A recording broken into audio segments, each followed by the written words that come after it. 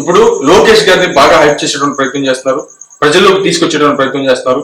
అదే విధంగా ఢిల్లీ స్థాయిలో ఆయన హైప్ పెంచేటువంటి విధంగా అంటే ఛానల్స్ కానీ, వాళ్ళకు ఉన్నటువంటి సోషల్ మీడియా కానీ, లేకపోతే ఇప్పుడు ఉన్నటువంటి అధికారం కానీ, వీటన్నిటిని ఉపయోగించుకొని వాళ్ళ నాయకులతో సహా లోకేష్ గారిని హైప్ చేసి ఎట్టి పరిస్థితుల్లో కూడా లోకేష్ గారికి పట్టాభిషేకం చేయాలనేటువంటి విధంగా ముందుకు వెళ్తున్నారు. ఓకే, కానీ పవన్ కళ్యాణ్ గారి పరిస్థితి ఏంటి?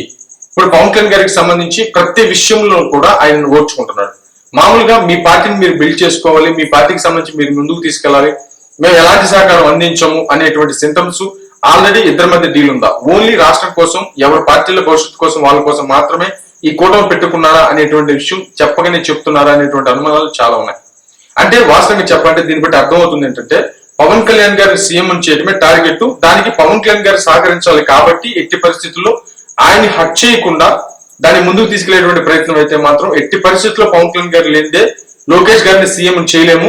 పవన్ కళ్యాణ్ గారిని ఒప్పించాలి, పవన్ కళ్యాణ్ గారి సహకారం తీసుకొని ఎట్టి పరిస్థితుల్లో కూడా రాష్ట్ర అభివృద్ధి అనేటువంటి విషయాన్ని చూపించి, ఇప్పుడు పవన్ కళ్యాణ్ గారు అంటే రాజకీయ లబ్ధి కోసమో, పార్టీ లబ్ధి కోసమో, లేకపోతే స్వార్థం కోసం చూసేటువంటి వ్యక్తి కాదు. కాబట్టి ఇదిగో రాష్ట్ర అభివృద్ధి అంటే మన కూటమి కలిసి ఉండటం వల్ల ఇలాంటి రాష్ట్ర అభివృద్ధి జరుగుతుంది అనేటువంటి విషయాన్ని ఆయనకు చూపించి, కానీ నా పరిస్థితి అంటే నేను నెక్స్ట్ లెవెల్లో ఎట్టి పరిస్థితులు నేను కాకపోతే నెక్స్ట్ లోకేష్ గారి రావాలి అనేటువంటి విధంగా చంద్రబాబు నాయుడు గారు కన్విన్స్ చేసి పవన్ కళ్యాణ్ గారిని ఎలాగైనా సరే ఆయన్ని ఏ నాయకుడైనా సరే ఏం మాట్లాడినా, చివరికి బాలకృష్ణ గారి మాట్లాడినా కూడా డైరెక్ట్ గా పవన్ కళ్యాణ్ గారి దగ్గరికి వెళ్ళారంటే వ్యూహం ఏంటంటే లోకేష్ గారిని సీఎం చేయాలంటే పవన్ కళ్యాణ్ గారు లేనిది అది అసాధ్యమైనటువంటి పని అనేటువంటి విషయం చంద్రబాబు నాయుడు గారికి ఖచ్చితంగా తెలిసి ఉండాలనేటువంటి వాదన బలంగా వినపడుతుంది సోషల్ మీడియా మీద.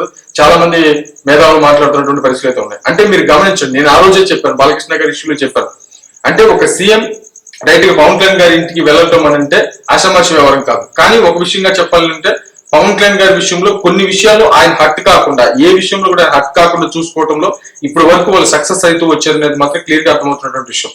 అంటే వాస్తవంగా చెప్పాలంటే లోకేష్ గారికి సీఎం చేయాలంటే జనసేన పార్టీ సపోర్ట్ లేనిది ఇది అవ్వదు అనేటువంటి విషయం క్లియర్ గా టీడీపీ పార్టీకి ఒక లెక్క అయితే ఉంది, ఒక స్కెచ్ అయితే ఉంది.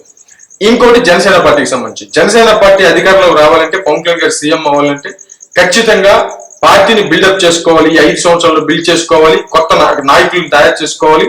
ఈ నాయకులు ఖచ్చితంగా బయటకు వచ్చేటువంటి విధంగా దీనికి అంటే టీడీపీ పార్టీ ఖచ్చితంగా అడ్డుపడదు అనేటువంటి విషయాన్ని గమనిస్తూ ఈ ఉన్నటువంటి గోల్డెన్ టయాన్ని జనసేన పార్టీ కానీ యూజ్ చేసుకోగలిగితే టీడీపీ పార్టీ వ్యూహం టీడీపీ పార్టీకి ఉండొచ్చు, కానీ జనసేన పార్టీ వ్యూహం కంపల్సరీగా ఉంటుంది. కానీ నమ్మకం ఏంటంటే పవన్ కళ్యాణ్ గారి వ్యూహం వెనక, మౌనం వెనక చాలా పెద్ద వ్యూహం ఉంటుంది. ఈ విషయాన్ని ఖచ్చితంగా గమనించాలి. వీళ్ళు చేసేది పైకి కనపడుతుంది, పవన్ కళ్యాణ్ గారు చేసేది పైకి కనపడకపోవడం వల్ల చిన్న కన్ఫ్యూజన్ అంతే.